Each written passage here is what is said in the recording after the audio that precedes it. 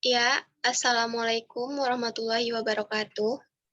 Waalaikumsalam warahmatullahi wabarakatuh. Waalaikumsalam warahmatullahi wabarakatuh.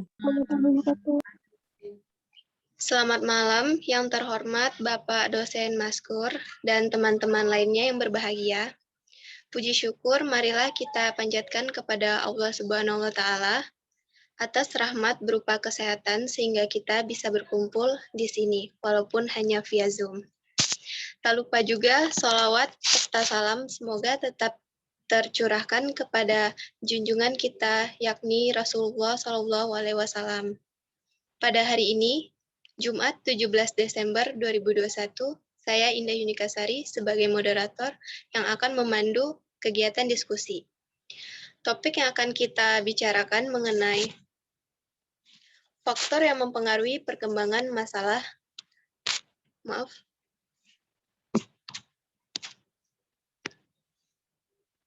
Kemudian boleh di next. Iya, maaf. Topik yang akan kita bicarakan mengenai faktor yang mempengaruhi berkembangnya masalah pendidikan dan permasalahan aktual pendidikan dan cara penanggulangannya. Sebelum diskusi dimulai, saya akan memperkenalkan anggota kelompok 2. Back lagi. Maaf. Iya, kelompok 2 di sini ada 3 orang. Yang pertama Dian Angelia, yang kedua Emricia Fermi Rufraisa, dan yang ketiga Indah Yunikasari. Selanjutnya, materi pertama akan dibahas oleh Kak Dian. Kepada Kak Dian dipersilahkan.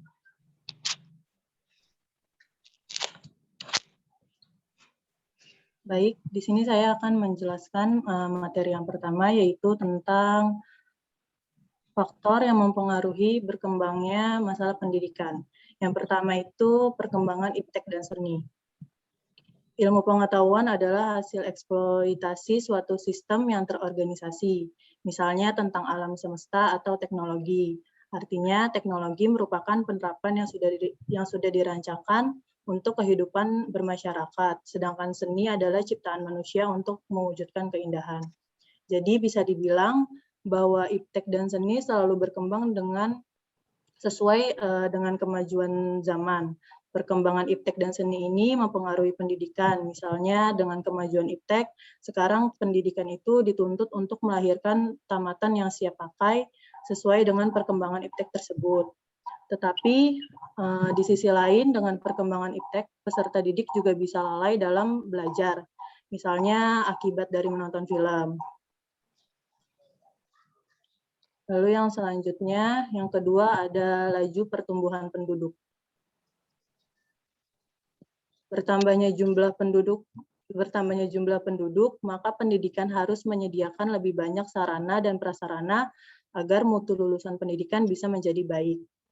Namun akan tetapi dikarenakan anggaran untuk pendidikan yang disediakan oleh negara sangat terbatas, maka terkadang menimbulkan masalah atas terbatasnya sarana dan prasarana. Lalu yang ketiga, aspirasi masyarakat. Suatu lembaga pendidikan aspirasi masyarakat sangat berpengaruh terhadap pendidikan yang sesuai dengan aspirasi masyarakat. Bila mutunya baik, maka sekolah akan dibanjiri oleh murid. Hal ini akan menimbulkan masalah baru dalam sekolah tersebut karena orang yang akan masuk tidak tertampung pada sekolah tersebut. Akibatnya, orang-orang yang tidak tertampung ini masuk ke sekolah lain yang berakibatkan tidak menghasilkan tamatan yang baik. Jadi, akibatnya, aspirasi masyarakat yang merupakan motor penggerakkan kemajuan bangsa tidak sampai pada tempat yang diharapkan.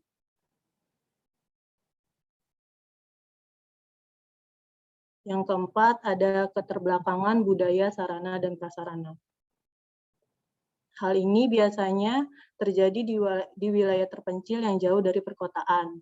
Masyarakat ini biasanya menolak budaya lain masuk ke dalam kebudayaan karena khawatir akan merusak sendi kehidupan masyarakat di wilayah mereka. Contohnya itu ada di masyarakat Kubu Jambi. Orang Dayak dan lain-lain. Akibatnya mereka jadi malas memasukkan anaknya ke sekolah jenjang yang lebih tinggi.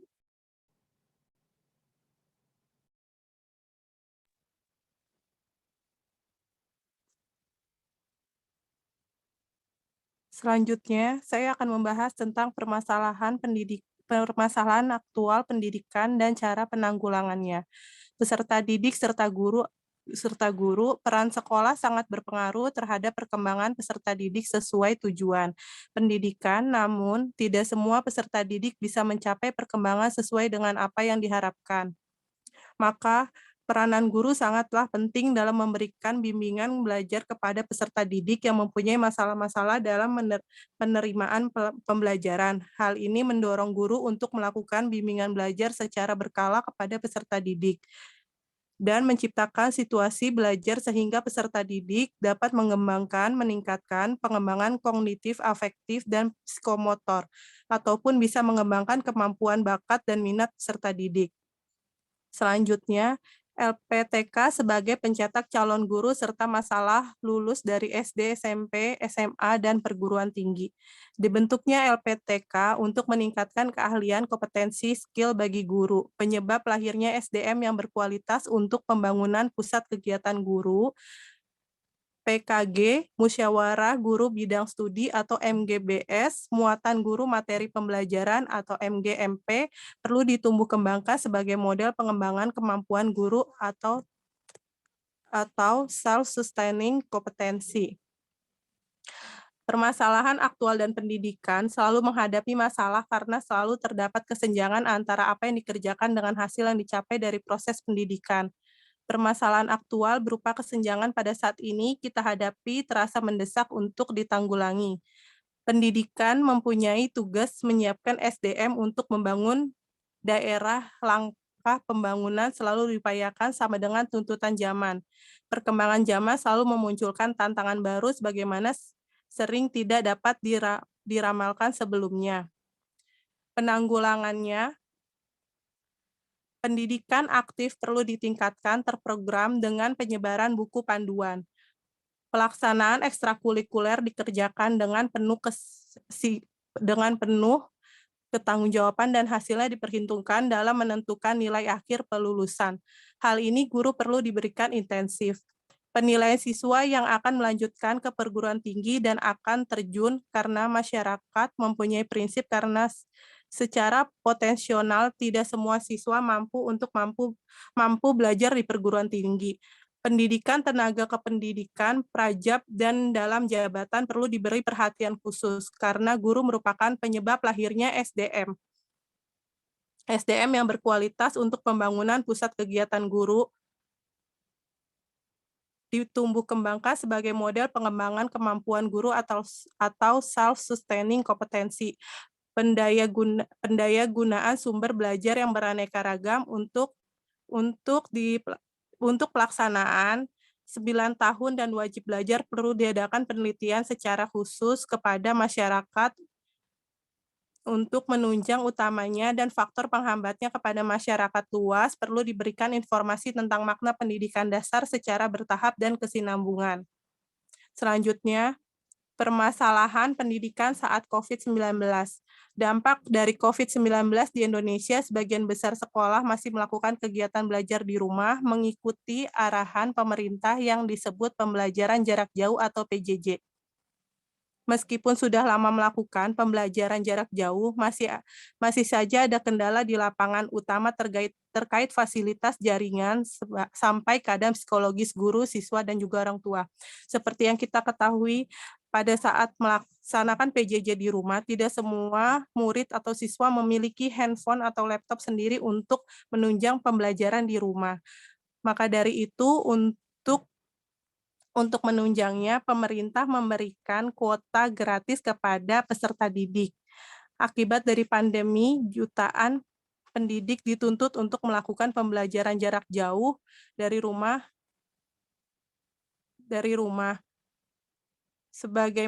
Sebagian orang tua yang tidak memiliki pendidikan tinggi, maka mereka cenderung lebih pusing ketimbang anaknya belajar untuk di sekolah. Sekian dari saya dan terima kasih. Baik, sampai di sini ada yang mau dipertanyakan? Benar. Sudah selesai, Saudara? Sudah, Pak. Oke. Oke, sambil ini silahkan dibuka beberapa pertanyaan dulu sambil saya evaluasi presentasinya. Ya, baik, Pak. Silakan untuk teman-teman, saya membuka 3 pertanyaan. Boleh didiskusikan per kelompoknya. Ya. Oke, sambil menunggu yang bertanya ya. Ya. Saya mengevaluasi terkait presentasi ya. Untuk masalah PPT sudah nggak masalah ya sebenarnya. Isinya sudah sesuai dengan materi yang ingin disampaikan. Namun di sini saya menekankan kepada cara saudara menjelaskan ya saudara ya. Cara saudara menjelaskan itu masih membaca ya, masih membaca. Saya selalu mengingatkan pada kelompok-kelompok yang lain dulu yang sudah presentasi itu, kalau presentasi itu jangan membaca ya, jangan membaca, dijelaskan dengan pemahamannya sendiri gitu loh. Maksud saya gitu. Jadi saudara terlatih berbicara, menjelaskan di depan umum gitu loh. Ya, meskipun ini masih daring nggak masalah. Nanti kalau misalkan sudah offline, terus presentasi di depan langsung face to face gitu, di hadapan dosen, di hadapan teman-teman saudara, itu beda lagi. Makanya ini mumpung masih online, itu gunakan kesempatan ini untuk saudara itu berlatih berbicara tanpa membaca buku atau membaca apalah teks yang lain gitu loh. Maksud saya seperti itu. Itu selalu saya tekankan kepada kelompok-kelompok yang sudah presentasi ya. Mungkin nanti saudara untuk semester 2 ada mata kuliah apa yang presentasi, ini sebagai masukan bisa dipakai nanti di mata kuliah tersebut kalau dosennya menyuruh presentasi. Jangan membaca ya. Intinya jangan membaca, dijelaskan sendiri dengan pemahamannya sendiri. Itu. Terus yang lain sudah cukup oke, tidak ada masalah, ya cuman cara menjelaskan saja yang saya masih evaluasi ya, itu. Terima kasih untuk kelompok 2. Jadi untuk kelas S1C semuanya sudah presentasi. Terima kasih. Mungkin saya kembalikan ke moderator, kalau ada yang ingin bertanya bisa dipandu, saudara. Silakan, saudara.